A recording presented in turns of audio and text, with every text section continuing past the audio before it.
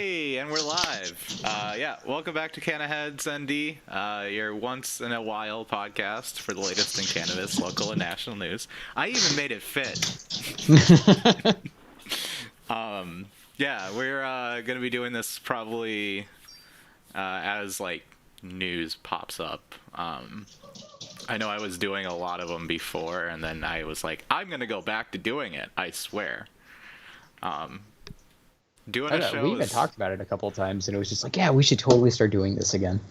Yeah, doing a show is a lot more than just hitting record. I know a lot of people have that kind of setup where they just like are ready and they just kind of wing it. Mm-hmm. I've never been that type of a person. Well, there's not a lot that happens, you know, when you get outside of election cycles and things like that. Yeah. Canada's kind of... Yeah, but I'm guessing, you know, once the Senate hearings and House hearings and shit like that happens, there's probably going to be a lot more. But yeah, it'll be probably like as... I know like Greg like holds it down with like weekly, so I know it wasn't like super bad for viewers because they got like the weekly dose. Mm-hmm. I was trying to do shorts. I might start doing them again. But I like work during the day, so it takes a little bit more of like me finding a story, writing down, getting a hot take on it, and then pulling out my phone, recording it, cut it up. It's almost like TikTok but on YouTube, and it has really good like analytics. So like I did one when Minnesota passed through the House. A cannabis bill. I did the one. I sat there and watched it. This is at my old job. I sat there and watched the entire thing happen, and then I like half an hour before it was set to kind of close out, I recorded it passed and then it failed. So it was like I just sat there and just recorded two things, and I'm like, I'm really hoping for the pass because that one's a little bit better edited. Oh man, I don't know. Like, I don't know how I feel about the shorts thing, because it's like I'm one of those people where I was a MySpace kid. I loved MySpace, and it took me forever and my friend bugging the shit out of me constantly to do Facebook to finally do it. Yep. Then I did that. MySpace dies. Yeah. It took me forever to care about TikTok, and now it's just like. I got 10 minutes to sit down at work, and I'm just sitting here fucking flipping away. I've been trying to get into TikTok on a lot of different aspects, because like when I first started working at my new place, I was like, hey, I'm gonna help you with social media, and then I decided to take on a whole bunch of other projects at work, but I was like, okay, we're gonna do like cleanouts and then builds and stuff like that, and I was gonna shoot them really quickly on TikTok. I know how to use Premiere Pro. I know how to use like linear video editors. That's not what TikTok uses. So I'm like sitting there like trying to figure out, okay, how do I cut? Like, where do I cut and how do I do it with my fingers? Wait, what? So like if there was a better way of doing that, I probably would do a lot more. But I mean, I've been doing like social media consulting, if you want to call it that. Just kind of telling people what to fix. Here's what I don't understand. Okay, like I don't make content. Like the most that I've done is like, if you look me up on YouTube, I have like 5 videos on my channel, and it was like when Minecraft was cool enough that they integrated Twitch into it. Like they actually built it into the game. So you got to do is type in your Twitch account, whatever, hit, I think it was like F6, and it would start directly streaming to Twitch. Right. So it's like I have like 5 videos of like myself and some friends fucking around on Minecraft. Aside from that, I have never uploaded a video to TikTok.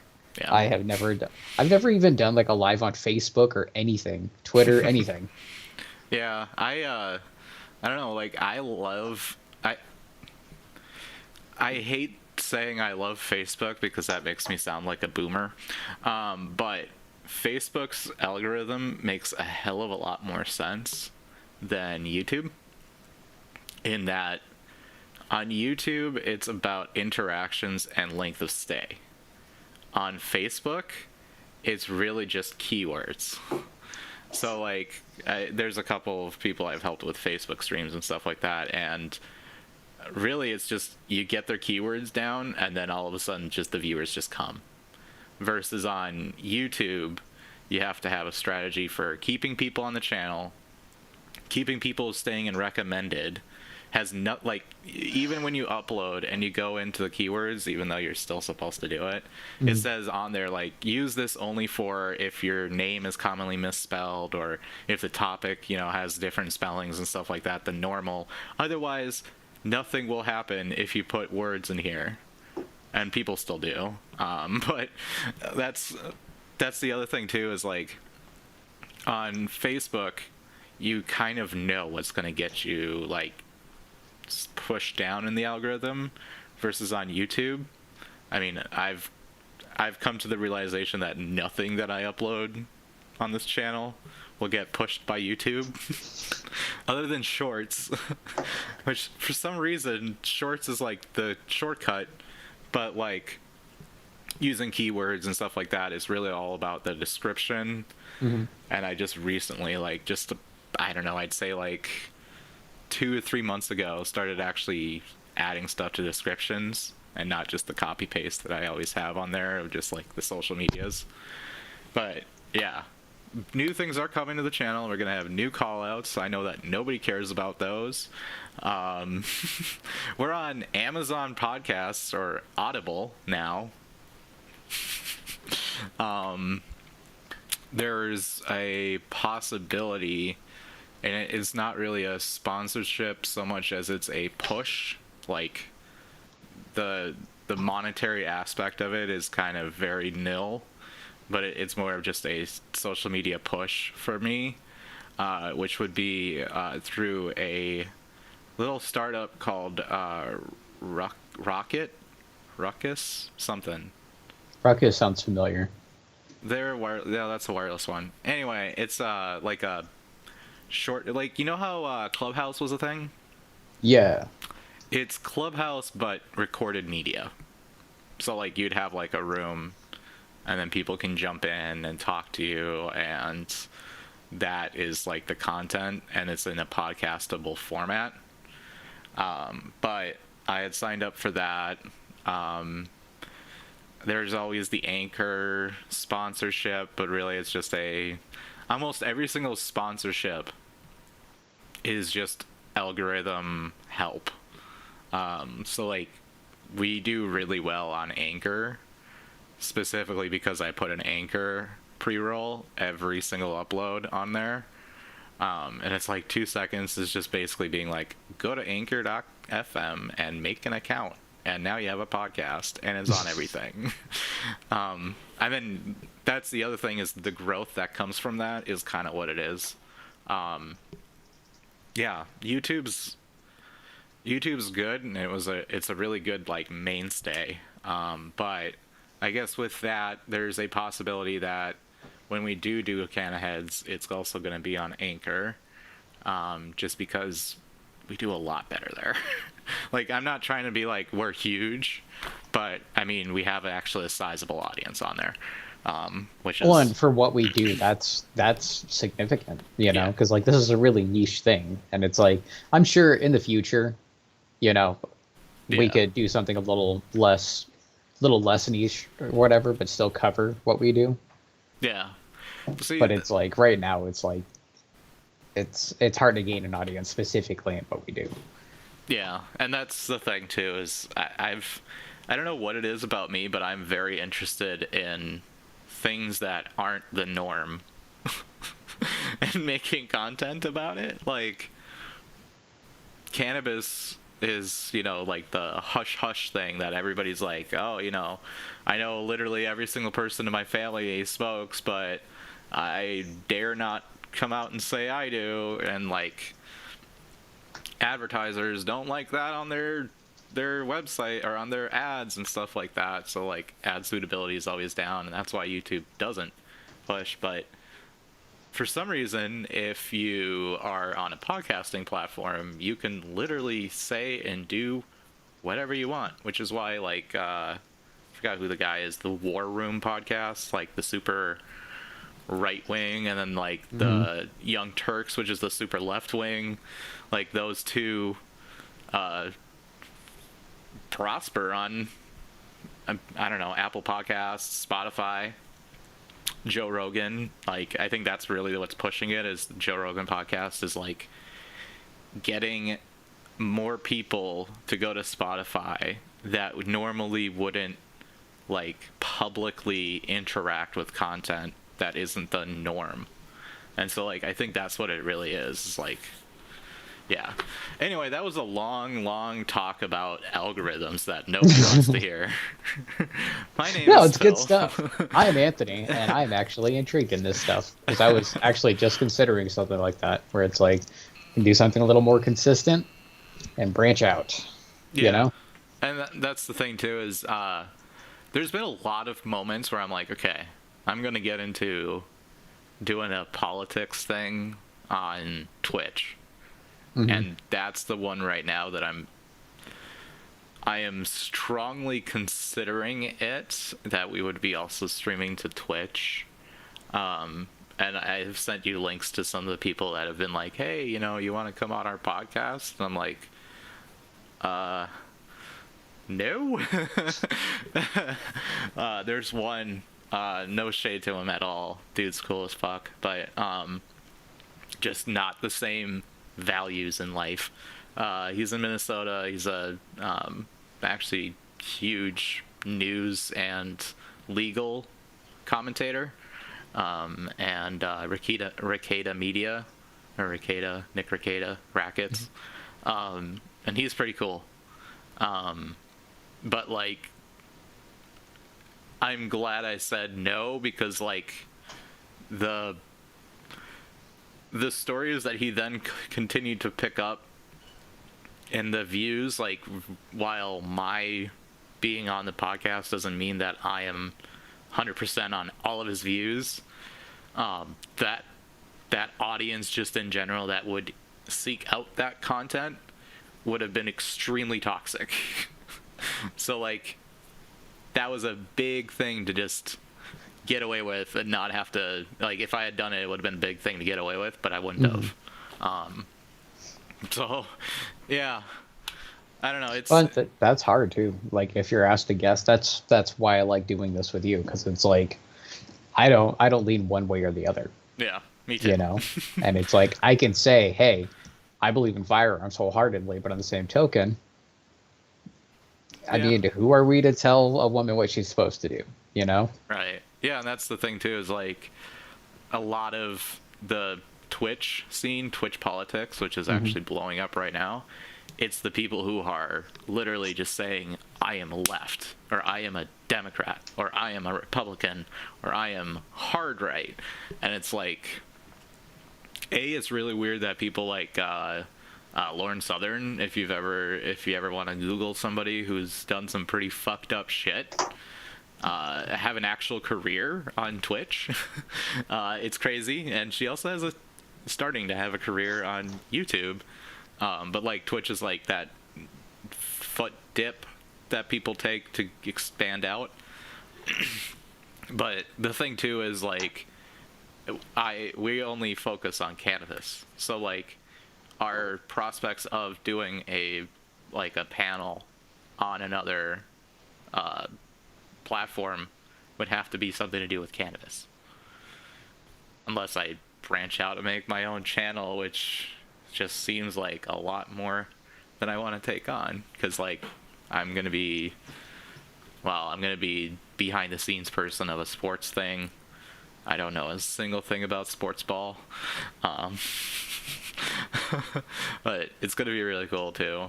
Might just drop it every once in a while, but yeah, like my boss is like super into sports, and he's like, I wanted to do a podcast, I just don't know how to do it.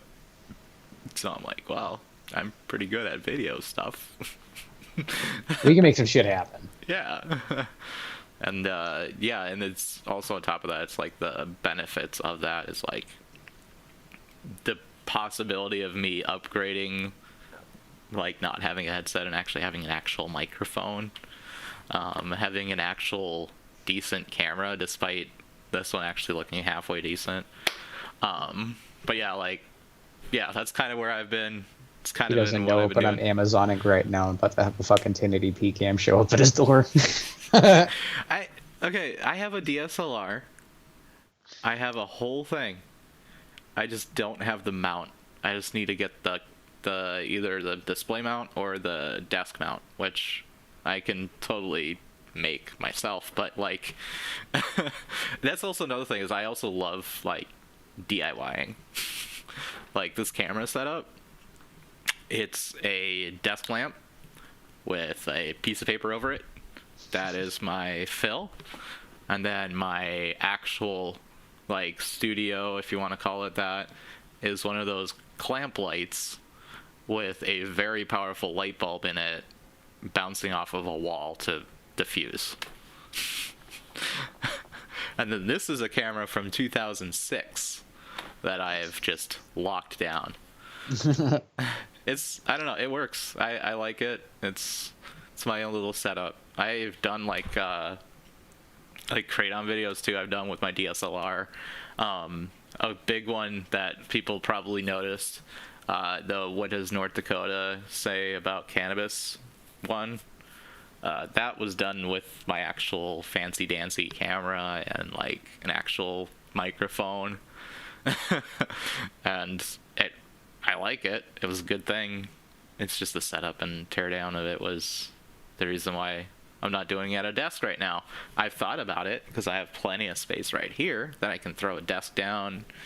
I have capture cards, everything I need for it. It'd be kind of neat though. I don't know. I've thought about it. Like just then taking you and cropping you from background and then dropping you right next to me to make it look like two people in a desk. Okay.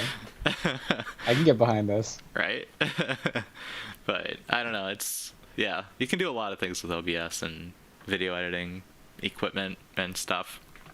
But yeah, if you like these newsy type of podcasts and you want them more often, listen to KRFF Radio Free Fargo 95.9 on Thursdays from 4 to 5 p.m. That's with Greg Wilson, who definitely covers a lot more news than I do. And that's the other thing, too, is he covers a lot of the news. And he does have opinionated stuff, but he fits more news into it than just opinion. Versus us, we have like 4 or 5 topics, and we have a little bit of opinion into it. Mm-hmm. And I just realized I peeked out a little bit, so let's just not have that happen. There we go. So, yeah, let's jump into it. So last year, there was a bill that passed House in Minnesota, and it passed on the last day of session. I think the day before session or something like that. Long story short, it was going to go to House, and then it passed House, and then it was going to go to Senate, and it was going to die there, and then it was going to go back to House because it was so close to the end. So House Majority Leader Ryan Winkler and Senate Minority Leader Melissa Franzen discussed the legislative strategy that it would take during a roundtable event at the Minnesota Hemp Growers Cooperative in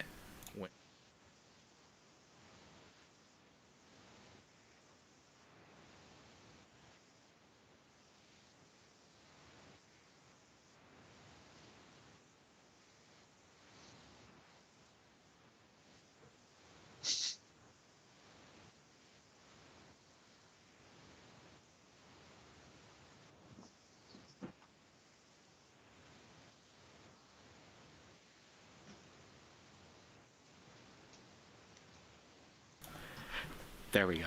We need to make a scene of just like the little like do like technical difficulties thing, like the 50s style shit. The color bars. No, but right.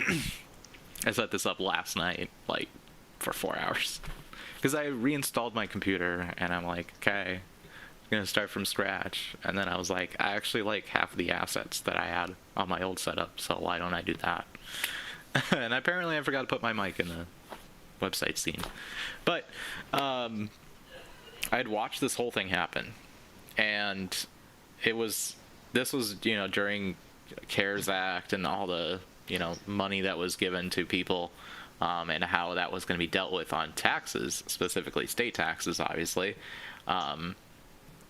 And so like that's all they complained about was like, we're talking about cannabis while, we got to figure out how Grandpa Mike is going to pay for his, $1,500 that he got. So that's all that was talked about during the entire thing. And then Democrats were kind of, more on point talking about their measure or their bill. And yeah, it passed. It was about 6 hours. I watched it live. I wanted to slam my head against my desk over and over again, just based on really stupid takes that some senator or some House members were having. A lot of the bad takes. The one joint is enough to kill a squirrel or something like that. Something weird. I mean, that's more of a jokey thing, but yeah, there was like people talking about like they want to give them, a quarter pound and stuff like that, and it's like, first of all, that's not what the measure was. The driving while intoxicated thing, and it's just like, do you think that there's no common sense in bills? Is that what you think happens? There's a lot of that. Yeah, and they were just like, incredible. What are we going to do when somebody crashes their car? And it's like, some of them have DUIs. It's just like, you just... Right. It's like some of you sitting on that panel have gotten alcohol convictions. They literally should have just ended it with asking for a friend. On some of them. You know what? No, that's something I would really like to know, is if there would be interest in us doing something on alcohol. Like, alcohol versus cannabis. I think that would be a really intriguing thing to do, especially being that we talk a lot about Minnesota, Wisconsin, North Dakota, South Dakota. Wasn't it? I mean, we are some Dakota of the where there was most... like I want to say he was a sheriff deputy or something like that, and he like he thought he hit a deer, but he hit a person. Bro, that was that the was fucking that, AG. And he like. I don't know if alcohol was involved. Was alcohol involved in that? Up. But I know he was like looking at like crazy conspiracy theories or something weird like that. But like, how? No. And even that, it was like one of the sheriffs like picked him up and took him home, and he just didn't realize what he did until like the next morning, and he had like gone back to the scene, like.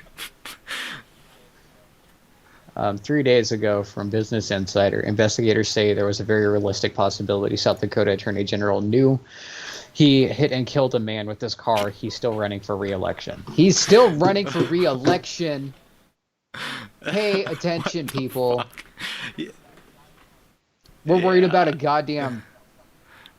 We're worried about fucking grass. A fucking weed. Literally, it grows as a weed in some places. We're worried about this. This guy is fucking running people over like it's a video game. Was alcohol and still asking for your vote. I feel like it was in the story. Because, okay, look, you gotta be fucked up to be driving your car and then going on Twitter.com. Like, you gotta be some sort of fucked up to do that. I mean, I don't know. I feel like a sober person would be like, you know what? I'm driving a car. Twitter.com can wait. I don't know. What was the name of the guy? I'm gonna pull it up. It was Attorney General, South Dakota. Blah, blah, blah, blah. Okay, this is where I have to learn how to spell Attorney General. Okay, there we go. Attorney General, South Dakota. Yeah, hit and run. It's like literally the first thing. Attorney General had no contest to apparent misdemeanor traffic. Bitter complaints from the victim's family. I mean, he did hit their kid or their family member, so it would be understandable. Official $500 each plus court cost. What? Instead, he fined the law enforcement official $500 for each count, plus a cost of $3,742 to do a significant public service event. Don't drive and look up conspiracy theories. How about that one? Let's see. His name, by the way, South Dakota Attorney General Ravensburg. Jason Yeah, Ravensburg. I think there was Ravensburg. Yeah, there was Ravensburg. I think it was a Jim Can't Swim video, which shout out to that guy, by the way, if you really want to see true crime, like, interrogations. There was, his interrogation was, like, on YouTube somewhere, and it was, like, apparently, like, really fucked up. Because, like, I remember you saw him, like, where the cop was just like, so you hit a guy. And then he, like, doesn't believe it. And then he, like, starts crying. But, like, I seem to remember he, like, looked up a little bit, like, are they watching type of a deal? So, like, little remorse shown type of deal. Apparently, hitting somebody and killing them is partisan opportunists. That's... I just want to point out, it says right here that they did not administer a test for alcohol use on the Attorney General. Ravensburg provided a blood alcohol sample 15 hours after the fatality. He said he had not consumed any alcohol on September 12th. What was he at? I think he was at, like, a re-election party thing. And then that's the, I'm guessing, brother. So that's the sister. Yeah. Making an illegal lane change. And using a phone while driving. 30 days in jail and a $500 fine. Now, explain to me how, if I got drunk right now and I sent a text that made a coworker uncomfortable, or, you know, I caught a DUI and I actually did critical care where I work, I'm gone immediately. No ifs, ands, or buts. Hands down. This guy is an elected official and in a very, very powerful position at the state level. And also is the person who charges people with crimes similar to his. Like, yeah. How do you go to court and say, this person did a horrible thing after doing that? That actually...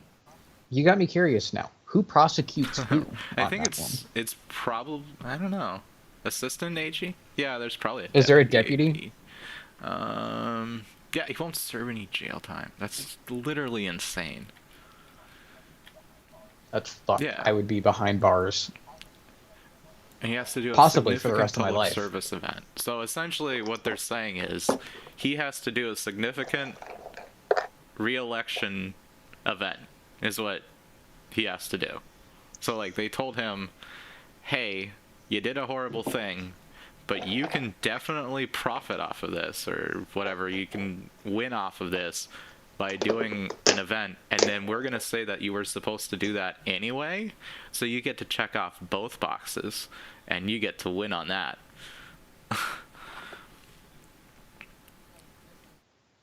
See, like, this is where I struggle with, like, having a platform as we do with this. It's not like we have a huge following or anything, but it's just like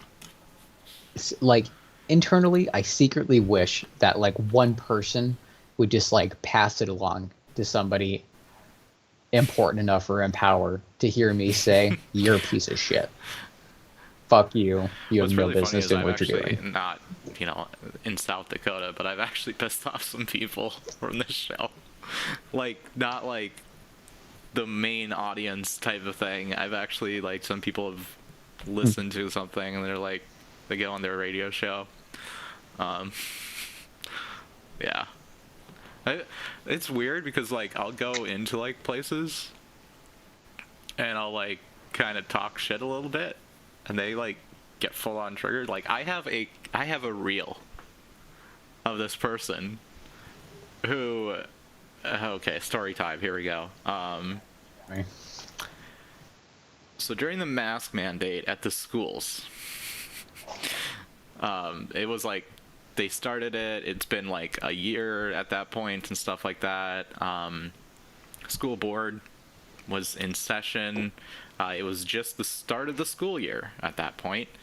And so that they were having an event at a hotel.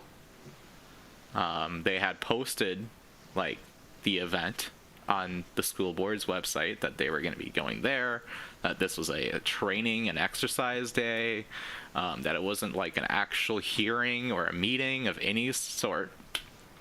So some, we're going to call them Grand Forks' best tinfoil, because I know they love it when I say that to them.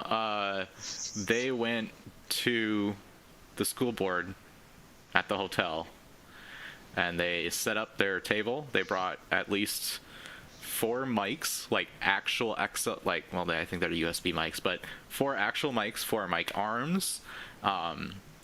They brought a camera, but they weren't able to get that camera working, so they did it from the angle of a webcam on their laptop.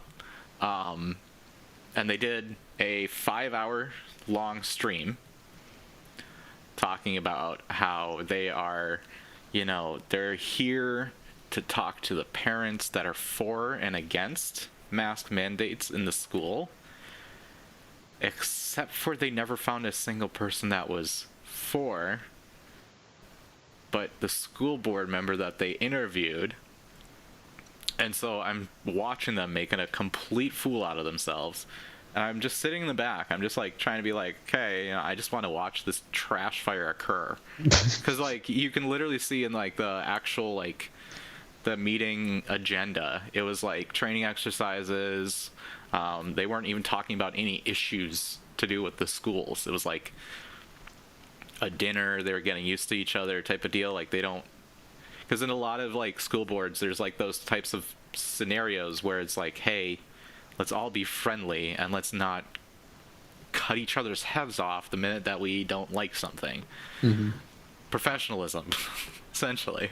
So like they sat out there for like 5 hours, and finally they were like sitting there like, oh yeah, they're in there, they're scared to come out, they know that we're out here, blah blah blah. They got like 20 viewers. So like after a while they ended up catching up some more because a lot of people wanted to watch the trash fire. So I like was sitting there just enjoying my time, kind of chatting a little bit every once in a while. And so the like one of the school board members like came out, and she's, bless her heart, she's like amazing, because she like isn't super political about anything, so like she's like willing to sit down with people and like talk.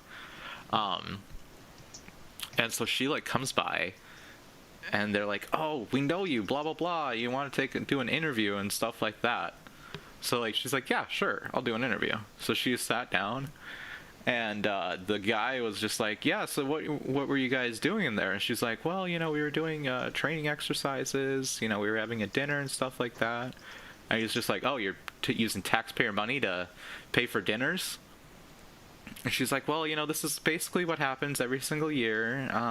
This is a normal thing. That's the reason why we're at a hotel and all of that stuff. And I forgot what I exactly said, but I'm like, you can literally see in his face, he like starts talking to her, and then she says like, it's just a training thing. We're not actually talking, about like mask mandates or anything like that. And you can see like he turns away. He's just like that, and you can see he was about to say, oh God. And then I was just like, see, you guys literally made a complete fool out of yourselves for like 4.5 hours. And so they were talking for a little bit, and you can see he like looks over into chat and sees me chatting in there, and he's like, you know that one Philip Pilko guy? He's talking a lot of shit on Facebook. And then, like, for a good hour, they would mention me, and they, like, thought that they're like, oh, I bet he won't fucking come out to this hotel. And I'm like, I bet I won't, because I'm not gonna make a fool out of myself. Like, what the fuck? So, like, they end out the show, like, an hour and a half later or something like that, and they ended off with the other guy that was in the show, or the other, like, the main guys in the show that, like, makes the different shows on this network, I'd call it that. Yeah. So he like goes in, he starts talking trash about me because we were talking about doing a sports podcast, and then things didn't work out, and like we backed out. He's like, yeah, you know, they're gonna do another thing. They're not original. They're not gonna be doing anything. Blah blah blah. Actually, you know what? I kind of want to. I don't think I have it set up. I'll have to show you it, but it's fucking hilarious. I like did it. I think it's like 20 minutes long of this guy just talking shit about me. Yeah, no, if you can find it, I would love to see that. Let's see here. I might, you know what? I might actually set this up just because this is literally the funniest thing I've ever seen in my life. Just watch this guy freak the fuck out. Oh, but I can't. Here, shoot, I wish I had the playthrough. Alright, well, next time we go live, I'll play it. How about that? But I just sent it to you. Yeah. So, like, yeah, it's 10 minutes and 3 seconds long.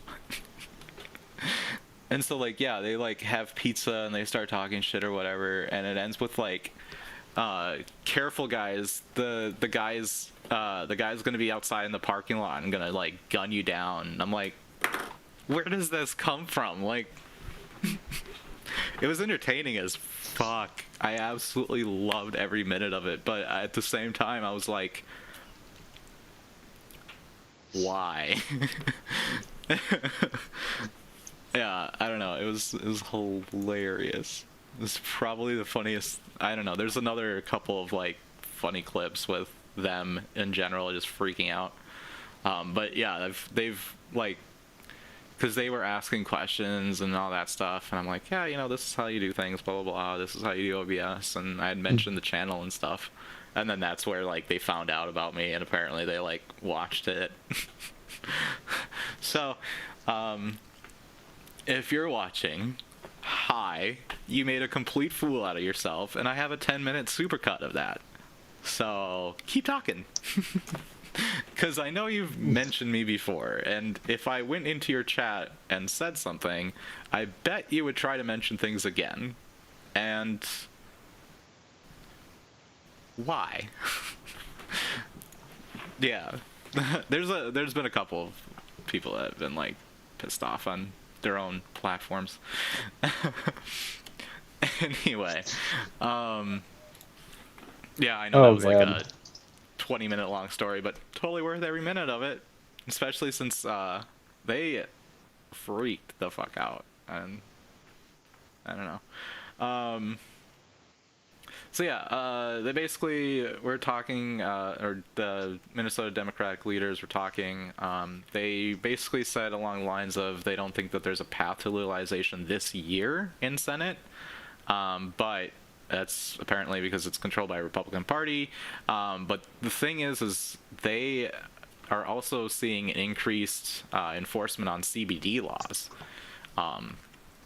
So I think what they're planning on doing is kind of using that leverage and, you know, wanting to play along with it to see if they can win over some yes votes for their measure next next, I guess, century is what would probably make sense, but, you know, next cycle. Yeah, the state horticulture department and pharmacy board have had increased enforcement against the sale of CBD in recent months, and they're talking about legislative reform for that. It's been how long since the Farm Bill? When did that pass? Let's see. Wasn't that 2018? If I remember it correctly. Let's Sounds... see. 2018. Yep. So it's been 19, 20, 21, 22. It's been 4 years. Apparently they have ran into some problems in 4 years. Apparently, I don't know, was it we need change the first year, the second year? I guess it only took 4 years. But again, this was to play it, fair. Delta 8 is probably their main issue, and now I think there's like Delta 6 or something like that, which is not what CBD in the Farm Bill was actually meant to be, and that's kind of a little bit of a loophole, and I get where that is coming from, but at the same time, there hasn't been a single... I guess there's people going in the ER freaking out, but like there's never been a single death from it. It's all mostly natural. I remember because I was like, I think we talked about this too, as far as how to make Delta 8, and I think it had a lot to do with like time, a certain amount of time plus like acetone. Like it was something super easy. I don't think we discussed that. No, because I have no idea how that's made. Delta 8 production. I know that there was like... these are just the best Delta 8 products for sale. Side tangent, by the way. Anybody who tells me that Windows is a better environment in any way, shape, or form in terms of like how things function, kiss my ass.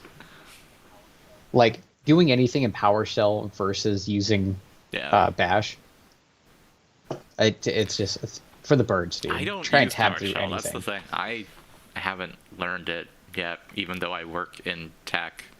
I've done everything through command prompt and WSL. But like you can do everything that you do through command prompt in PowerShell. But it's like I would rather use PowerShell simply because like I don't want to get hung up on anything that CMD can't do. The properties. But it's like the just the way of the command is kind of what, or it's like there's a command where it's like, or there's a bunch of commands where it's like a word dash an action, and it's like having to remember those actions for that. I don't know. It's not something I remember.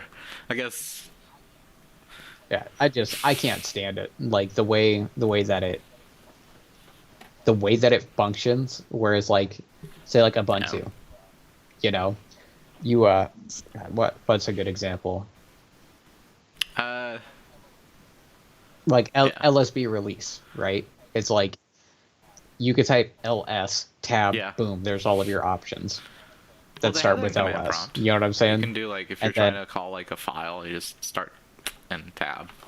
It's been since DOS too, because I had to use DOS 6.0 the other day, and like, because I guess in DOS there wasn't. Wait, back up. What the fuck did you have to do in 2022 that you had to use DOS? Back in for this one company, they had like a database management thing that did like the write-ups for their like, ports and stuff, and it was in DOS 6.0. And the problem is, and the reason why I'm still actually dealing with it, is back in Windows 95, Windows 98 days, there was a compression thing that you could do, like you could compress your disk, and it used something called DBL space, which is like what zip drives use. And the thing that it does is it creates a file with the compressed data. So you get a container of the data. The problem is in 6.2, they had to remove it. 6.22, I think. They had to remove it because they got sued by the company that actually made DBL space. So then about a year later, they made DRV space, which is the same thing and backwards compatible, but you can't take like a DBL space .000 file and load it into it. you could only do it forward. So you'd have to convert it into a DVR or DVL space or whatever. I'll send you the link to that. It's fucking insane. No, you got me intrigued on that. But no, like as we're talking, I was thinking I wanted to wipe my WSL of Ubuntu and start fresh on that one. But like I don't want to kill off WSL. I just want to get rid of that distribution. And then type in, if you have Ubuntu, type in Ubuntu and right click and uninstall. No, I already did it. I do it through PowerShell, and I was in my little rant. You had mentioned something, and I'm just like, you know what? Yeah. Fuck Windows. It just like the file system is just so dumb, and it's like you do anything Linux, and it's like it's silk compared to doing anything with Windows. Time spent in. So like, I manage a server. Used to manage 2. Well, technically, I still manage the second one, ours. But like day to day, I use Windows mostly, and then Mac OS if I have to. But I use Linux for data recovery. But like DD Rescue is basically the deepest that they go in GSmart control. But like, yeah, it's a matter of I spend more time in Windows than Linux, so I'm very proficient in Windows. But if I spent a lot of time in Linux, I would also be very proficient in Linux and probably less proficient in Windows. But here's the thing. I'm not talking proficiency. I can sit down and take the time to learn it. I'm talking about ease of use. Like in terms of efficiency. That it's like almost anybody who's even semi-comfortable staring at a terminal can get into Linux and, 10 commands in, you have a hang of what's going on. And it's like Windows to me is just like, it feels like it's overcomplicated. Yeah, and there's also a couple of people I've built computers for that were like, I fucking hate Microsoft, blah, blah, blah, Bill Gates. And then I give them a Linux distribution and they like fly off with it. It's just like, didn't expect that from you, I guess, but cool. Yeah. How many times have you heard me go on a rant about how I fucking hate Windows? I'm happy in my little world of Ubuntu. Yeah, I don't know. I hate Windows 11. I can tell you that. I had enough of those problems. I haven't even tried it. I won't even try it because there's just nothing but complaints about it. If anybody's listening and wants to go to Windows 11, just don't. Just save yourself the headache. There was somebody that came in. Apparently, I don't think this actually is what happened, but she shut down her computer and woke up and it was Windows 11. Which was really weird because the drivers weren't correct. So she lost sound. And in order to get her sound back, there was no actual Windows 11 driver, and the driver finder device manager wouldn't even acknowledge the Windows 10 driver. It would just say, you have the best one, and it was just literally unknown device. I had to go into Windows Updates, find the Windows 10 cab file, go through it, take out the DLLs, put that in a folder in where nobody would get to, and then have it search that folder, and then it found it, and then I basically ended up with Realtek drivers, not actual because I think it was an Antec Lansing thing, but you can go generic Realtek drivers, and that's how I ended up with. It was the default out of the box, no special sound tuning thing that the computer actually came with. It's just you have sound at least. And it was past the 5 days, so you couldn't go back. So on Windows 10, if you go 21H2 or whatever, you can go back a month later. But on Windows 11, you have 5 days, and it's just that's their lock-in. That's how they get you. Yeah. Fuckers. So this next one, A, doesn't come to any surprise to me, and I'm sure to you. But I do want to preface this with, although I'm not like super supportive of the group. I still believe in the topic and the issue. And that these are more like suggestions, but they're going to be a little brutal. So yeah, we can start it off with let's see, didn't I have, oh, it was my private browser. Oh, by the way, you know how annoying it is when you get blocked on Facebook and you're like, okay, I get it, but it's been like, at this point, exactly a year. Like, calm the fuck down. Not like public enemy number one to you. So just take that under advisement, because it's annoying as fuck, and I can do it. And yeah, if you make this a private group, I probably have a alt in there. I'm just gonna say probably. So they unfortunately did not make the signature count. Let's see here. 62% count, which is a very convenient number to have a round number like that, 19,500, which is, I believe, what was collected last time. So yeah. The one thing I do got to give them credit for is this was around the same time that, you know, we had the 2021 census, and they had updated they updated their site, B, kind of understood it and didn't decide to fight anything with the actual signature count, because it used to be, I think, 29,600 and something, and now, because the population went up in North Dakota, it's now 31,164, which is 4%. So like, the fact that they at least were realistic, yeah. So gonna go through the good. Okay, we're gonna go through the sandwich way. The bad, the good, the ugly. So I'm gonna throw some good in there in between it.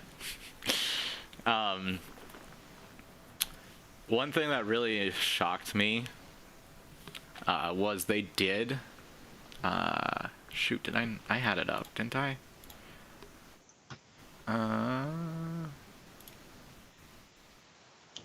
Well, they got an interview with, like, Marijuana Moment, which is pretty fucking awesome. I don't know who reached out to who, but good job on that. Didn't really keep it going at all. A lot of the news stories was kind of like the same thing with when I was a part of it. It was mostly reporters reaching out rather than them reaching out. So they didn't really keep it going, but they did get that. I'll give them that. But one thing that I feel was a missed opportunity there is they have, like, very little interaction with people and followers. Actually, absolutely none. Took me a while to figure out, but apparently they do actually have control of ND Freedom of Cannabis Act, the Facebook page, which is interesting considering the fact that there was, like, talk of, like, rebranding it or something, and it's kind of like... Can we take a second if you can scroll back up? That's what I was about to say. And pause. Yeah. It's like, you can keep that shit, like, to a group. You know what I'm saying? But, like, your public-facing image shouldn't be, you know, memes and haha. And that's the thing, too. It's like, memes, yes, can get you followers, and it can blow up and be viral if you're the one that makes them. If you're just reposting somebody else's meme, you're not gonna gain anything from it. You're just gonna be a follower. And that's the whole thing about the meme culture, is, like, creating, you know, not hashtags, I guess, creating subjects and talking about stuff that's original. I think right when, like, the thing that I learned is OG memes and OP memes, original poster, and then the original like memes that were kind of around for a while. So yeah, like that's the thing too, is like even if you were gonna go this route, like you can tell it wasn't doing well. I mean, 3 interactions, 2 interactions, 2 interactions, and you know, some of these could be Greg as well, or Becca and stuff like that. But like, there's 4 interactions. If it's not working, think of something else. Just looks, I don't know, cringy, I guess. Yeah, there it is. You found it for me. Sweet. Reading my mind. There you go. That's the one. There we go. It even opened in the right screen. Yeah, so like, they, you know, talked about their proposal. They talked about their previous thing. Chair the campaign, submit a new proposal, told marijuana moment. So that's how I know you guys had like at least an interview of some sort. A happy medium to piece both sides compared to the 2018 proposal. You know, like they had that. If they could have just kept on reaching out, that would have been great. I know there was a couple other like North Dakota stories, but it was just kind of lump in.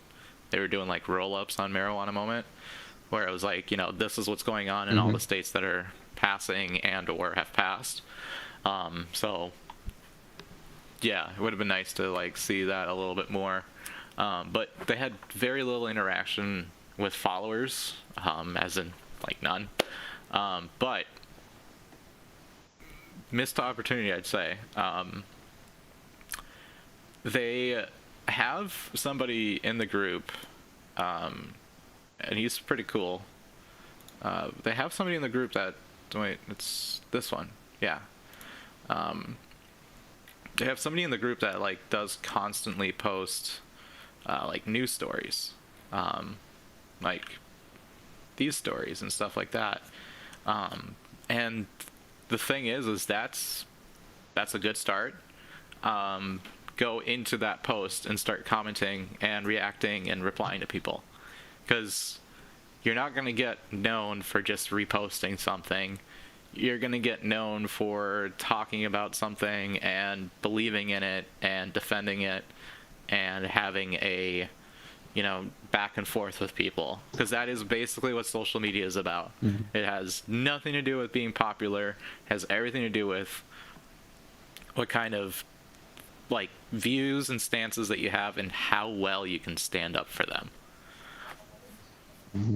Analytics and interactions. So like those types of things where, hey, you know, some people being like, I disagree with that guy, I'm gonna follow him back to his Facebook page and like talk shit. Okay, you got those, but for the most part, you got people who are like, hey, they kind of get it and they kind of know it. Oh, they're also you know, passing a measure. Oh, well, now I know about it. They might not be from North Dakota, but they might know some people in North Dakota. They might start following the page. They might start reposting that page, and that person that they might know from North Dakota, which is very rare probably, but would notice it and then start attaching. And then you got your third level of interaction, and you continue going that way. No, I've been very busy, especially since summer, leading up until, you know, last week. And it's like, one thing that really struck me when you had brought up you and I doing this tonight, I saw 3, maybe 3 things about the Cannabis Caucus. We're talking like literally since summer that ever stood out to me at all. And it's just like, every time I was thinking the same thing, like, where's the presence here? Who are you talking to? How are you getting people to be aware that not only, not just what you're doing, but that you're even here, you know? And it's like, I completely forgot they existed. And I know that sounds like I'm just being petty, but I'm dead serious. Like, they had no presence on social media, in the media. but they're trying to push something that's supposed to get not only voter attention but Yeah, their that's the thing support. too. Is like you got. I mean, it's two stages. You got getting the signatures, but then there's a whole other hill to climb. That's getting the votes. And Yep. practicing that beforehand would probably have been a good idea, and then using that beforehand as well, to that type of interaction to get more supporters. So then you got more of a army, if you want to call it, of people that would also interact if they're up for it. But like, yeah, if you look up, I mean, I know marijuanamoment.com isn't, or .net isn't exactly the, best benchmark for stories, but it is a lot of them. 10 months ago is the latest North Dakota story. And that was killed by Senate. And for a site that's 100% media about cannabis, that if you're going almost a year without even a mention of, hey, this is going on, even if they didn't mention your group, a name, anything like that, that like, hey, there's effort being made here. I mean, nothing for almost a year. And that's like, what did you expect? And I'm not going to lie, like, again, half of what I'm going to say sounds like I'm just being petty, but it's like, I do not believe for a second that they pulled as many votes or as many signatures as they did. No way. That's the thing. That's the reason why I kind of preempted it with that. I think that's around the same number that they got last year. And that's the thing is, it's just like, I'll give him another good. Here we go. Here's another good, but very annoying good. If I refresh this page, once it decides to look. Oh yeah, their website's really slow, but then again, that's Elementor for you. That's annoying. You gotta sit here and wait for it to count up to 19,500. I mean, it's a cool effect at first. And at least they have the current count at 62%, so at least you get the information before you roll away from that climbing number. But yeah, very it's very familiar. Actually, extremely familiar in the fact of it is the exact same theme. Which, hey, it was a great site, I'm not gonna lie. It was probably one of my better web development forays. It is Elementor, and it is, I believe, that, yeah, the take action button is kind of the one that gives it away. It's pink. That's the reason why it was pink. Because I think you had to pay for it to change its color. That's why I preface a lot of what I say with, like, it sounds like I'm just being petty, because there was a lot of time and effort and work, and, like, especially on your end, like, I did too, but nowhere near what you put into that. I had the time to, though. And it's like, it's almost, but at the time, yeah, but it's like you had so much invested, and like we both did, but it's just incredibly insulting that it's like not only was there like zero thought into, like, with us being basically cast off because we disagreed with how things were being managed, that they basically tossed out like any actual management, and it's like, but then what we did was important enough to be like, well, what they did was great and it works, so let's try and recreate as much as we can of that. I feel like it's kind of like a side project type of a deal, where it's like, hey, I have time for this, I'm gonna get super involved, and then I don't have time for this, I'm gonna be out for a little bit, and then, hey, I have time for this, jumping in and out. And that's fine for some of the people, but you gotta have somebody at least manning the boat in between those moments. I mean, in the wintertime, it's probably pretty difficult to get signatures. You got to get malls to be okay with it, essentially, and, like, concerts. But, like, in the summertime, I mean, they did have, like, people at events and stuff like that. But, like, not much outreach to that. It's like, hey, we're going to be here in an hour. Hey, people that follow this page, specifically just this page, like I also wanted to sit down and see like if they spent any like ad money. Like, yeah, there's a right and a wrong way of making Facebook ads and stuff like that. But like, it's very minimal for like the actual finance stuff. So like, it's a little difficult to figure out like kind of where and what happened. There's also just somebody with just Dustin. I mean, I know his last name, but like even in, I mean, contributed, he's got at least his agent name there, but like, just weird. I don't know, just a weird entry. It's so odd. But yeah, like, I try to see like, hey, you know, you either ran like, if you had gotten the signatures, this would have probably been like a record in how much money you've spent. As far as like getting something on a ballot with only $1,675. That is an achievement if you had it. But that wasn't the case. I mean, Facebook ads aren't that expensive. I ran a couple. Actually, I ran a couple with NDCC. And they're actually really easy to do and really easy to get the outreach on. But, yeah.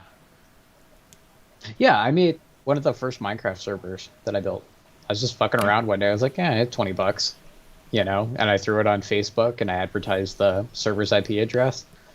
And then all of a sudden, just like a fucking faucet opened of traffic. And it's like, they're so easy, they're so cheap, they take so little effort, and it was like, and you can, not even you Tech can could do target that. it. That's the thing. You can be very, very particular with your targeting. You can target a city. You can target a specific day of the week, time of the day. Oh no, it gets better. You can do a specific location, demographics such as like age, gender, interests, work. I mean, like, it's crazy. I could probably target a very small group specifically of people who are just like you. And yeah, I did that with the place I work at. We ran like, you know, for what was it? Small Business Sunday, I think is what it was. Yeah, that's basically what we did. Was we just ran Facebook ads. It was like $40, and we got like 400 hits a day. Some of it translated. I mean, you're not going to get like 100% translation, but you're going to have like 10-15%. I mean, that's actually a lot when you're hitting 400 people a day for an entire week. It's like $40 for the entire week. But yeah, like, very extremely little interaction out. Boomer polls. I don't think this has ever worked for anyone. But yeah, like, yeah. Honestly, if I were to just give somebody a huge, like, hint, literally, here's what you do. Oh, this is a news story. Okay. Yeah. I mean, I'd have to be signed in. Oh, comment. Type in a comment. You know, oh, let's look at previous comments. It's not research done in 2 different subjects, blah, blah, blah. Oh, I know something about this. Throw my comment in there. Get it back and forth. If somebody's scrolling down and then sees, I mean, okay, if somebody sees like 300 comments on something and then the other one's 2 comments, or they're scrolling down, 1 reply, 30 replies. I mean, it stands out, and you're like, oh, I'm into this topic. I want to see what this conversation looks like. You click it. Oh, there you go.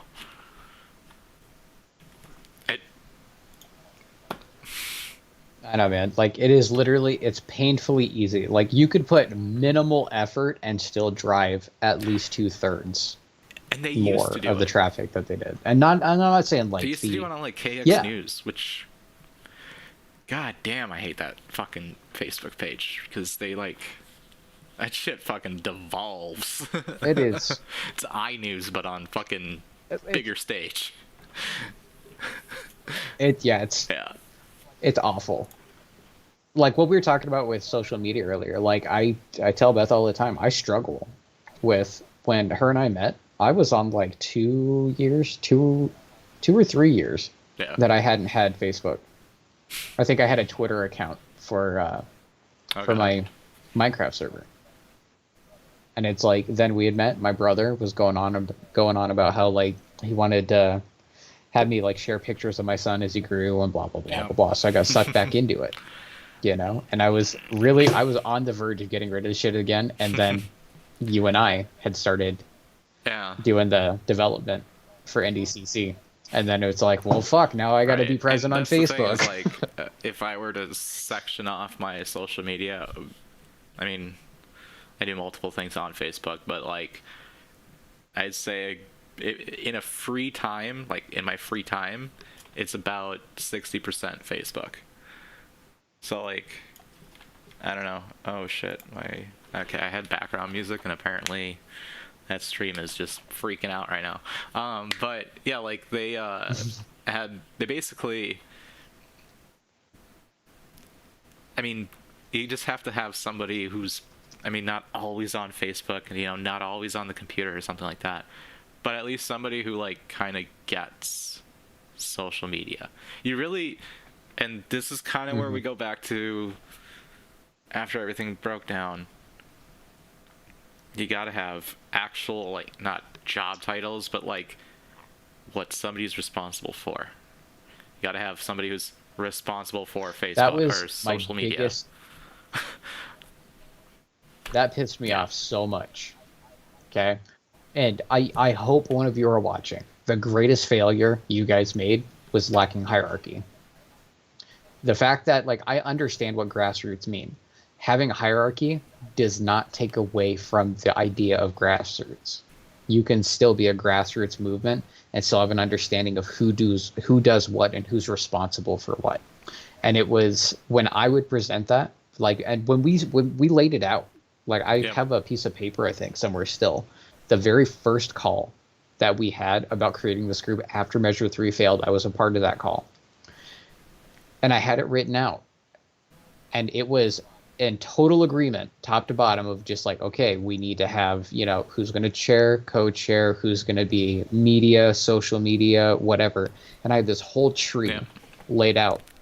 And it was as simple as, and I told them, and God, I wish, I think there's a recording of the call.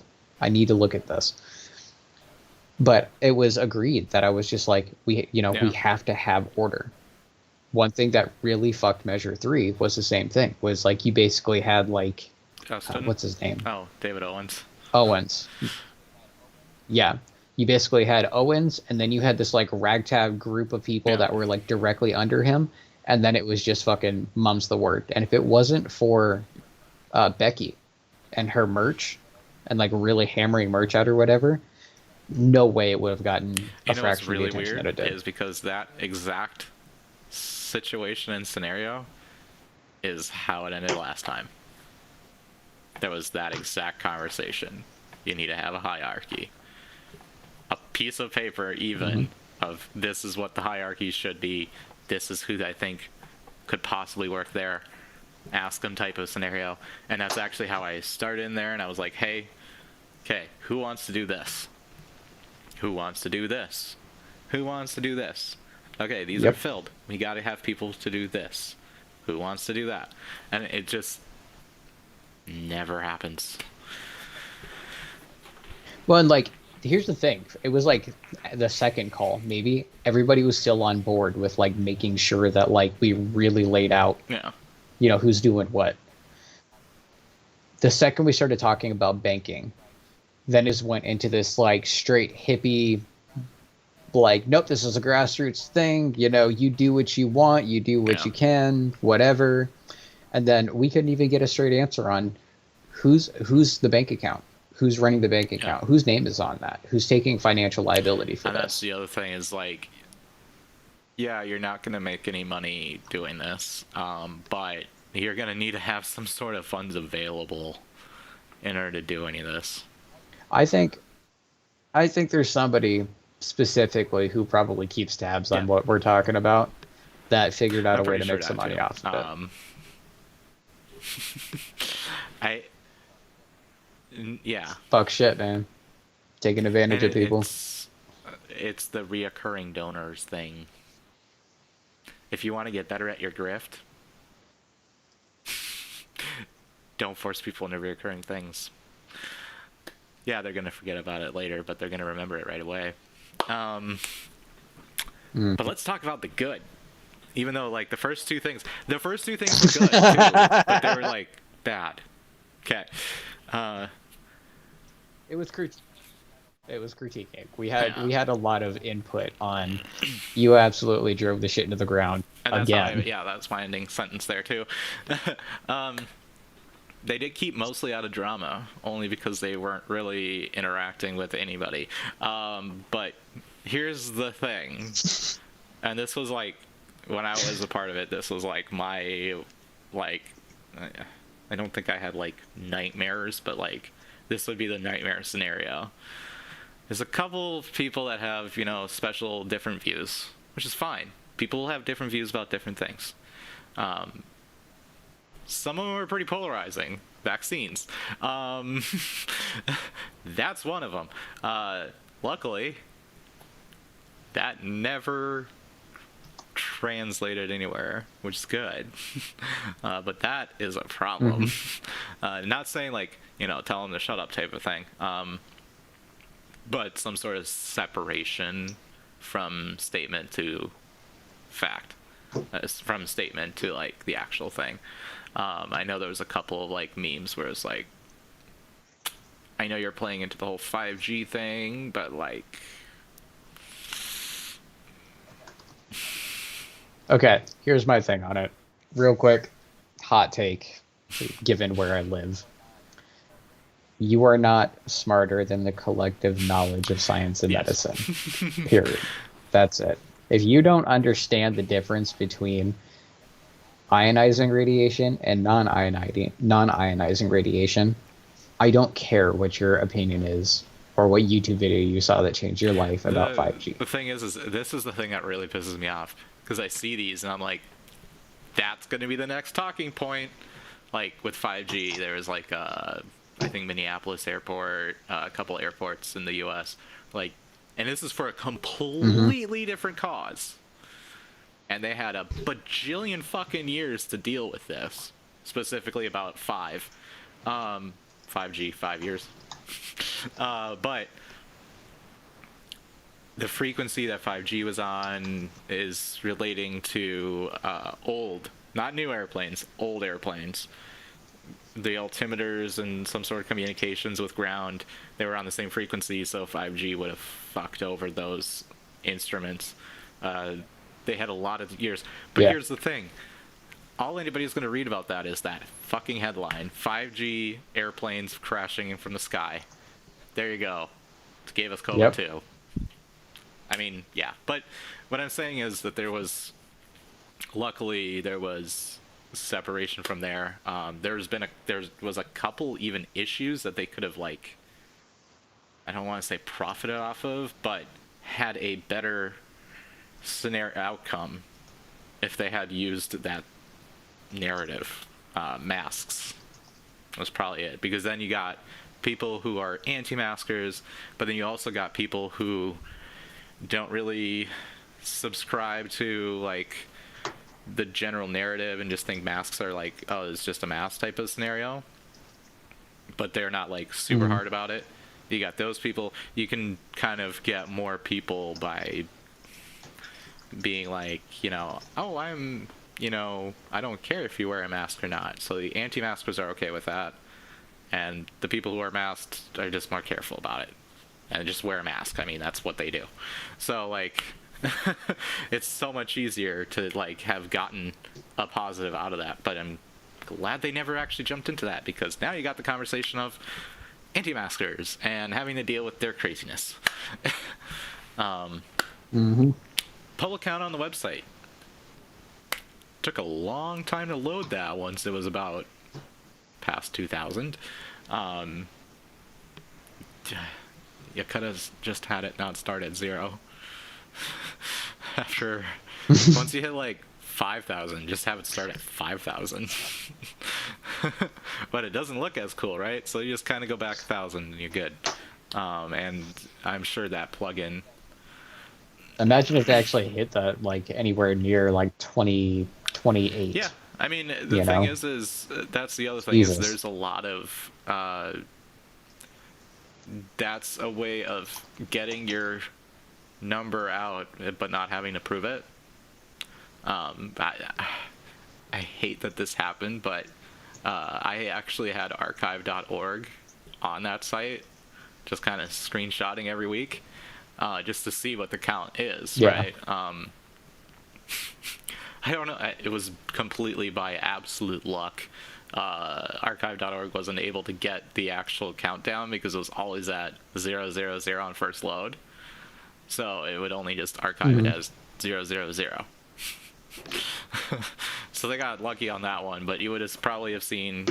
We have screenshots too, and I might actually sit down and just kind of count them up. Yeah, stitch them back and forth. Them out. See the numbers. It might actually be interesting just to kind of see like the actual progression. I can see a sharp increase towards the end because then you got people submitting in their packets. But I think it was 32% last time I looked, and I think that was like 3 weeks ago, 3 weeks ago. I mean, I did look quite often actually, just because I kind of wanted to see what was going on.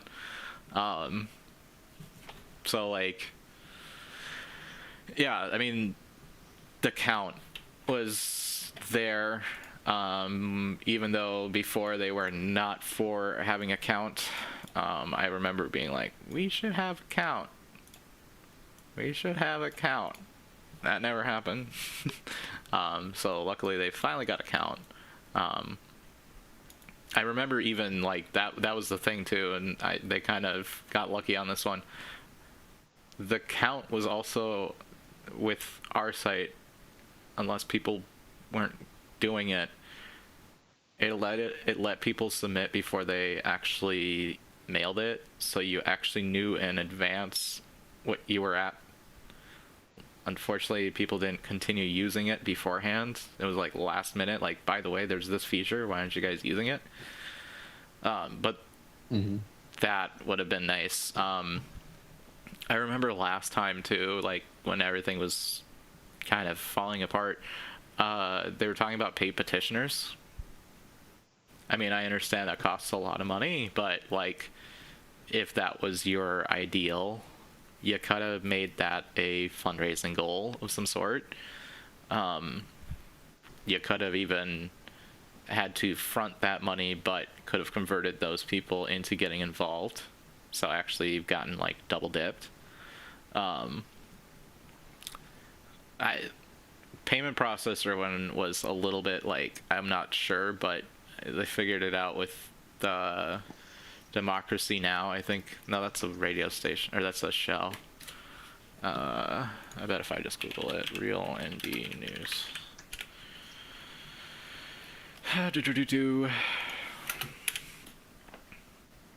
What was it? I know they have like a thing.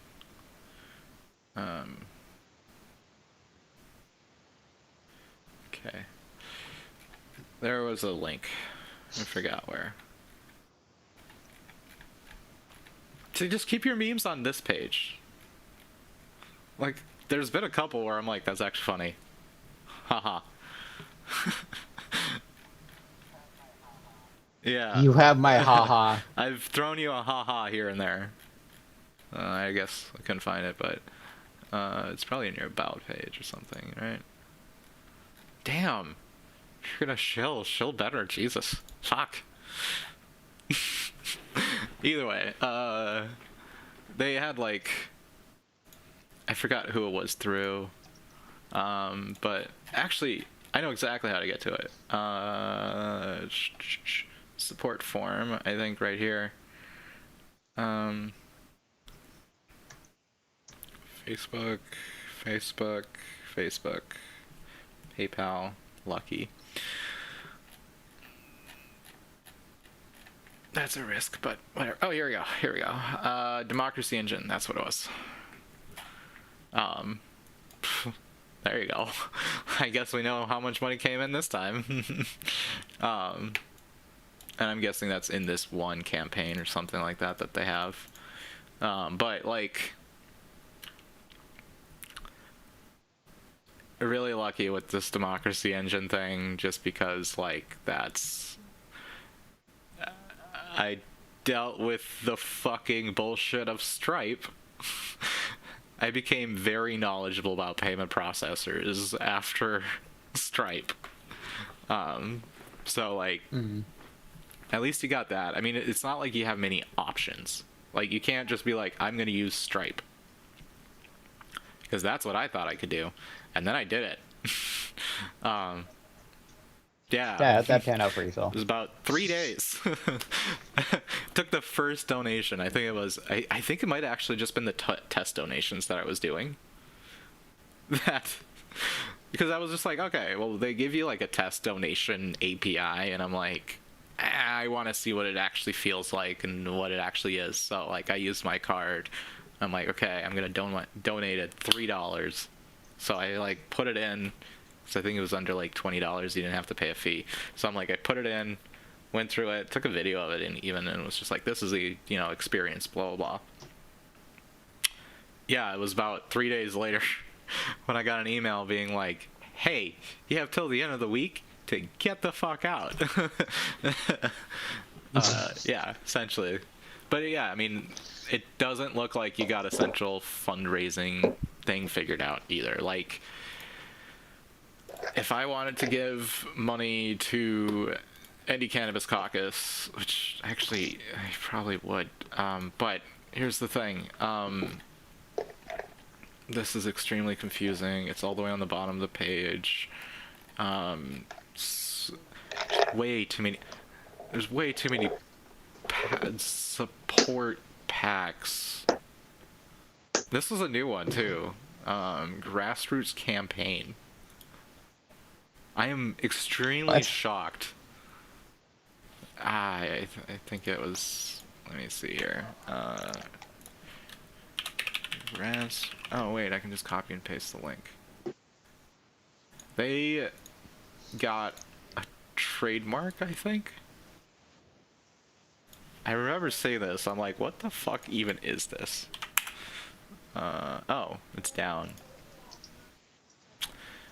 Either that or no, because I didn't get it before. So they had, it was called GRC, Grassroots Campaign, and it was a Facebook page, and they were like, we'd like to get involved in, supporting your grassroots campaign. But like, that would have been genius to just turn that into a Stripe account, and then just done the payment processing that way. And then just funneled it to the packs that you want to have the money. That would have been bravo. And that's the other thing, is like the payment processor probably takes a good percentage of these transactions, especially when it comes to political stuff, because your chance of chargeback is huge. So, like, I mean, you probably don't experience it because you're small enough that you're not going to, but whenever you get that designation of political, because when you make an account, the bank does look through your shit and figures out like what and who you are, and they assess a risk of a customer charging back. And those things are very bad, and if you get too many of them, usually it's just one strike, you're out. Especially for high risk stuff, it's one strike, you're out. You can get shut down, because a chargeback basically means that they are going to be taking that money back, whether you like it or not. Nobody wins a chargeback. They just give the money back, and then they retract the chargeback. That's how you win a chargeback. So, especially in the like high risk stuff, like if you're like, mom and pop shop, somebody charges you back, you might win. But like, you got the designation of like cannabis, stuff like that. I'm getting a red dot. It seems to be fine. Okay, I don't know. Ooh. What happened? Oh no. Why are we going down? Am I... Shoot. Oh, yellow, green. Okay. Yellow, green. Yellow, green. Yeah, I think my internet is just like, fuck off. Let me see. Yeah, it's fine. Everything's fine. Oh, back down. Everything's fine. This is fine. Okay, I know what I can do. I'm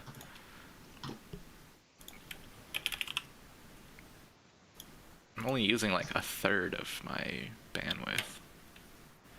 I think YouTube is just having a terrible time. Either way, I'm recording it, so I don't really give a shit. It's just gonna make it easier if I just streamed it. Okay, let's try this.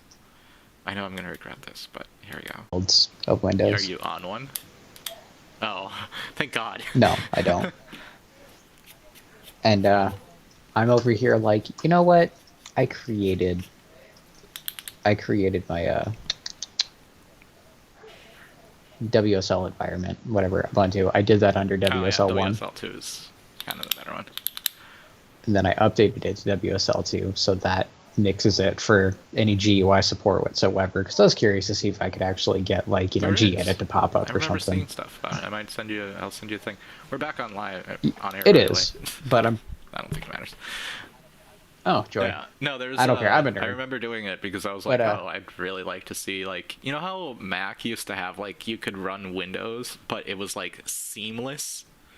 So like you could move your like bar to the top, and then you could have a Windows start bar on the bottom, and it was like literally like you can just click which one you want. Like you can open up Calculator in Windows XP, and then you can open up Calculator in Mac, and it's just side by side.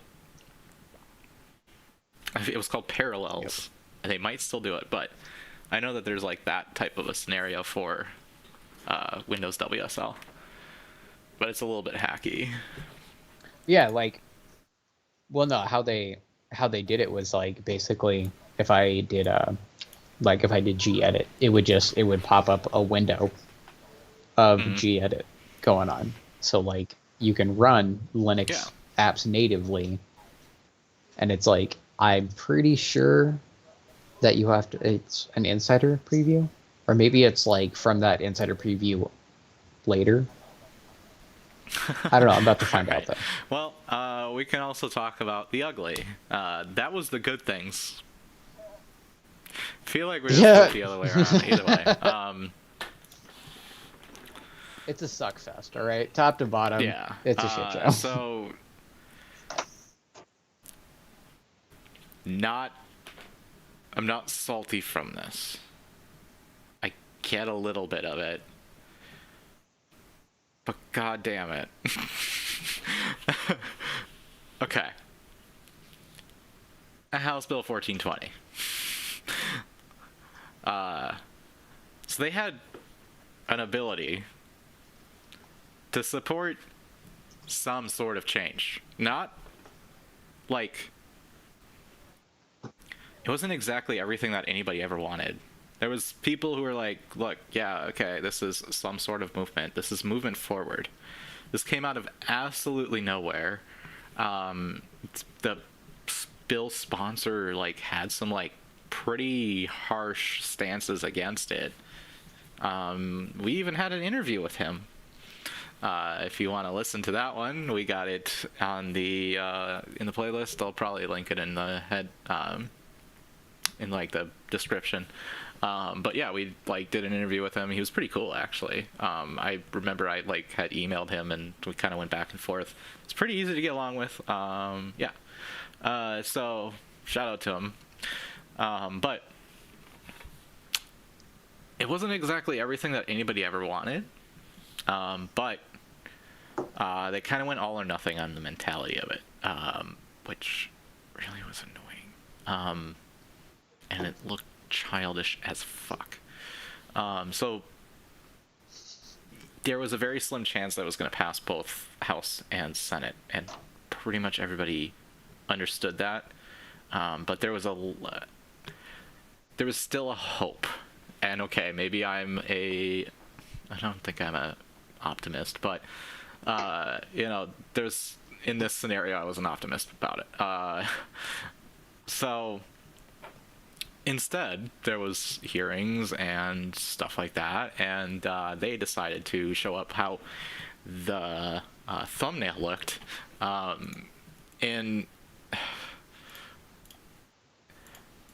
Okay, so they showed up in a cape. Let's just throw that one out there. Wait, are we talking about like that time? Oh, Jesus Christ. So fucking they embarrassment. Didn't only disagree with the topic, they made it a publicity stunt. And at that point is when I'm like, you've lost all respect that I would ever give. That instead of supporting some sort of change that very actively, publicly talks about some sort of change to the people who like don't agree with every aspect of it, some sort of change is all that was really being asked of. Yeah, so like they turned it into a publicity stunt. They showed up in a cape with a cannabis leaf on the back, talking about the cannabis history. I remember it had some sort of historical meaning behind it, I'm sure. But essentially this made it so that, and slightly genius, slightly super fucking cringe, made it so like Bismarck Tribune, KX News, basically the big three news agencies in North Dakota essentially, talk about it. Yeah, you got your picture here and all that stuff, but nobody really reads down here. A lot of people just read headlines. So here's what they see. Mm-hmm. That's the biggest problem with getting any publicity, is that you have to be absolutely hyper aware of what is the first thing that's going to be slapped on us to describe what we're doing. Let's put it this way. Brand new, never seen anything about cannabis, just whatever, right? Just moved to North Dakota. You see a headline of North Dakota Senate looks to turn over new leaf on recreational marijuana. And you see this picture. What do you walk away with that?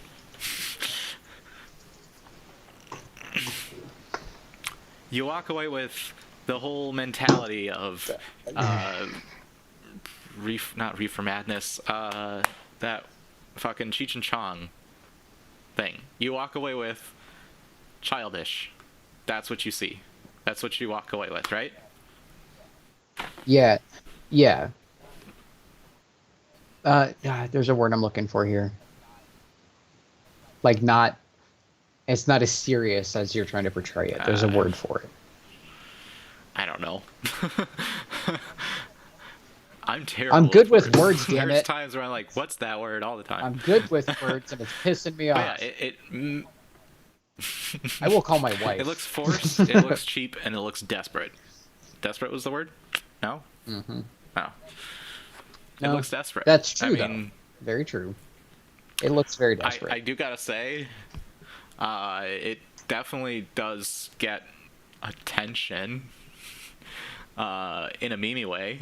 Whenever I've posted a meme picture, there was a Matt Gaetz picture. So on some thumbnails I'll hide like a little bit of a thing just because why the fuck not? It's kind of funny.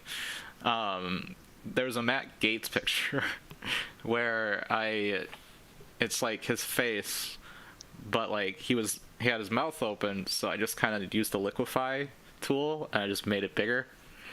So it looked like he was like that, but like in a really memey way.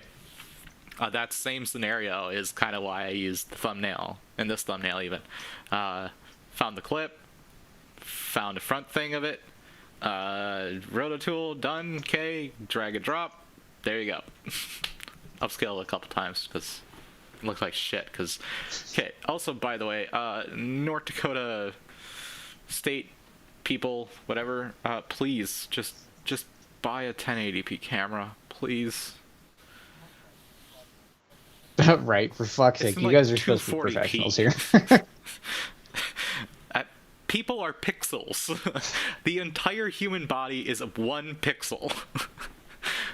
Okay, it's terrible. But yeah, no, like, yeah, makes you look foolish as hell.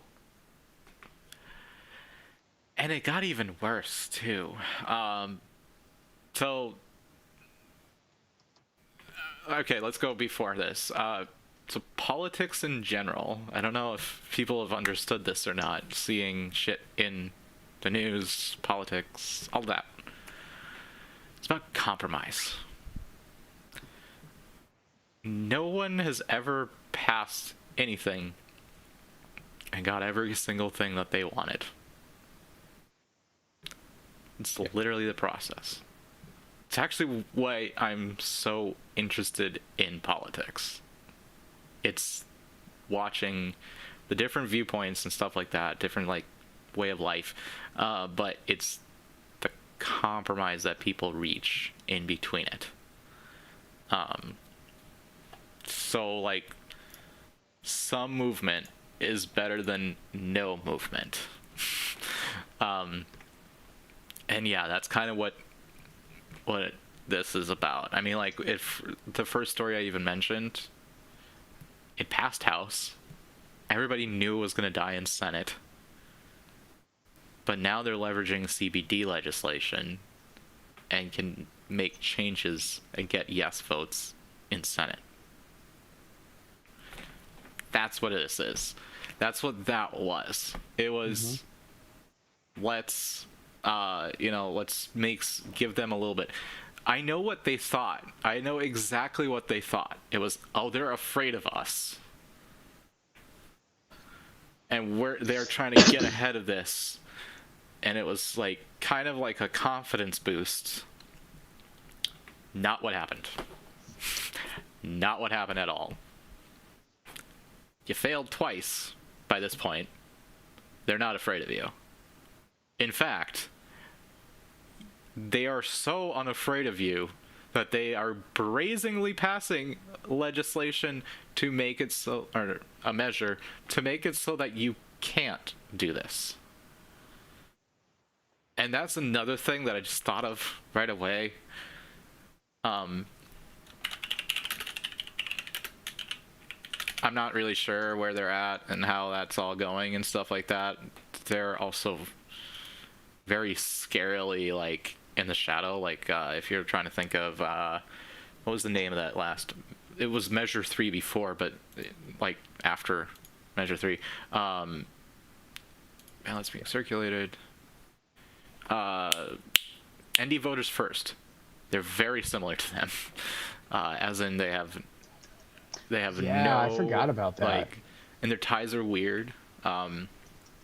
The lead sponsor of the committee runs a marketing agency that also has a product that they sell to city halls for like ticketing or something, like ticket problem management. Like not like parking ticket, but like ticketing, like, oh, there's somebody that needs to get fined for getting their driveway plowed. Yeah, really weird. But this is a measure that is a thing. Yeah, send me a link to that real quick. Probably be a little bit more shouted out than it did. I don't understand why it never happened. But basically what this means is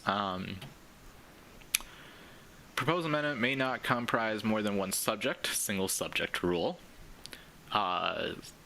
Cannot approve and initiate a petition if the proposed amendment comprises of more than one topic, again, single subject rule. If at least 60% of votes cast on the constitutional amendment are affirmative, the amendment is deemed enacted. This is game, set, match. You're not going to get 60% of people to vote yes about it in North Dakota. Yeah. You're also not going to be able to throw in the home grow. You're not going to be able to throw anything in there. You're going to only be able to throw in like possession or sales. It literally kills it. This hasn't gotten any attention. I mean, people who've read news, this is how I found it. It was in the news, but nothing from ND Freedom of Cannabis Act at all. Not a single talk. That's terrifying. Again, it's not even the best way I can describe the North Dakota Cannabis Caucus at this point is inaction and Time disorganization. Suck, money waster, waste of a lot of people's energy. It really is, because like I'm trying to be as nice as possible about this, but you're doing the same exact thing over and over again, and it's even shortened it down, where January 19th, here's the pivot from constitutional freedom, one page of rights. It's 30 and 50 pages of what you can and can't do respectively for 21 plus. All of a sudden, you're now talking about medical program. Now you're going to go for medical cannabis. 21 plus. It's 19 plus right now. You can be actually under 19 and get medical. All of a sudden you're doing another position, not figuring out what the fuck happened, what went wrong, where any of that. Nope, just going straight for another measure. Over and over without any kind of changes. Mm-hmm. Well, we talked about that previously too, but it's literally just rinse and repeat, and it's just like it's like there is zero comprehension of the fact that this whole like didn't work this time, let's fucking slap it up there again next time, and then how many times, how many years are you gonna have your same fucking little paragraph sitting in fucking a smoke shop or a gas station or something like that? Do you think you're going to get more attention with that? Like, nobody's comprehending the fact that, like, even I, as big of a supporter of this as I am, I wouldn't even bother signing it, because by the third fucking time around, it's just like, what's the point? I don't want to, like, talk too much about the other team or whatever, but first of all, not everything that he says, does, and plans I am for. There's been a couple of bad takes where I'm like, I need to, like, leave. But, like, each time has been a change. There's always the fucking excuse, which is for cringy, of lawyer hell. I don't know what the fuck that means. Like, yeah. I mean, okay, lawyer hell, sure. But like, no, like, a different re-looking at what happened, how to change it, going forward from it. Without actually, like, you have a little bit of an audience, a little bit, not a lot of it, but like, can we at least talk about the fucking amendment here? Can we at least mention it? Even if you don't think it's gonna pass, which is... It's still, that's your demise right there. Somebody put your demise on paper. And it is, and a lot of people, and it's not a discount to the intelligence of the people, but it's like, as you said, headlines, that applies to stuff like this, where you can have it. You know, like, I could have it, like, standing in a park and people walking up to me and saying, what's this about? I can give you my rundown of it. If it's important enough to me that I'm going to sit there and petition for it, I can stand there all day and say, this is what it's for, this is what it protects, this is what it's going to take care of or prevent. Most of the people aren't going to go through and read it word for word. They're going to take my biased explanation of it. And it's like, your demise is literally in people's hands, and you are not even acknowledging its existence. First, too. And not only you're not doing that, and it's like, not only are you not even acknowledging this, you are basically allowing the demise of anything important to you in the future ever. And the thing is, too, is I do gotta say, it's extremely ironic. I mean, it's not like there's any other way of doing it, but it's extremely ironic that a constitutional amendment banning constitutional amendments in a certain way is passing with multiple subjects. 51%. But yeah.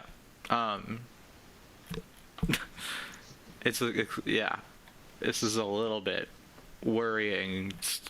Please, somebody just mention it. I mean, I'm mentioning it here. I think I mentioned it before. Yeah. This is incredibly concerning. And it's funny because, like, even it's mentioned so little. Same thing with how, like, I forget they exist. Completely forgot this was even a thing.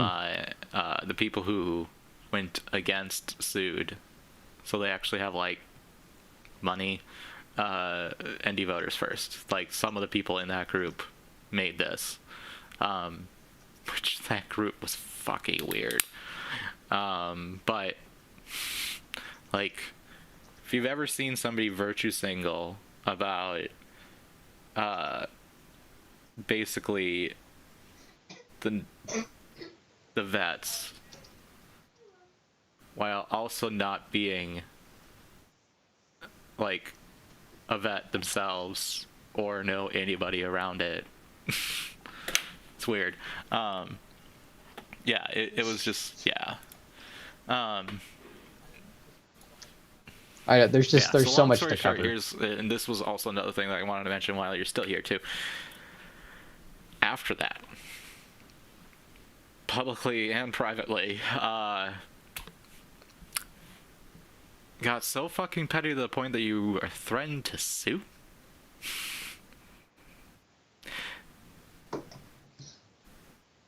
Because you disagreed with somebody?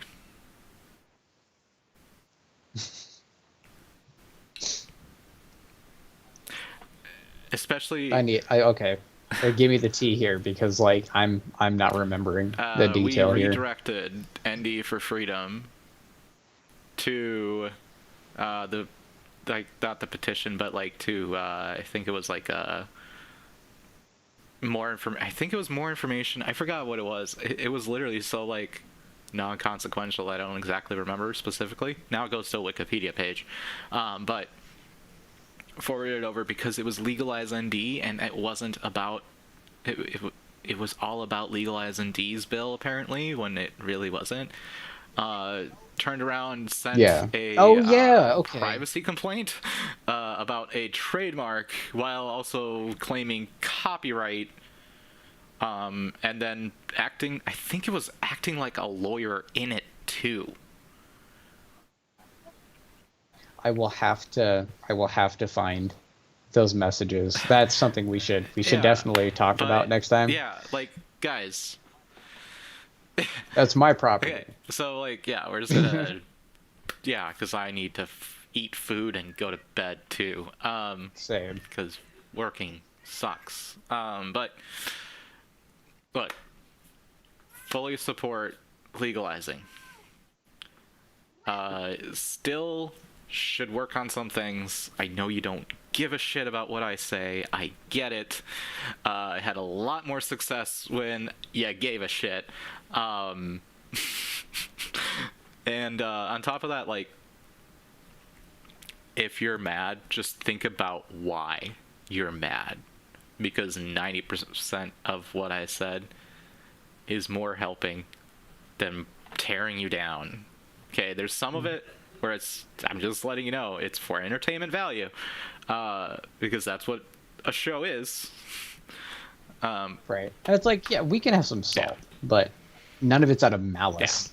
Like, at the end of the day, really hope for change. If you change, I'll support. I'll even fucking donate, guys. Reoccurring. Yeah. Yeah, you can have my recurring $4.20. Fine by me. But yeah, like, do something different and better. And that's all that we were even suggesting after everything happened.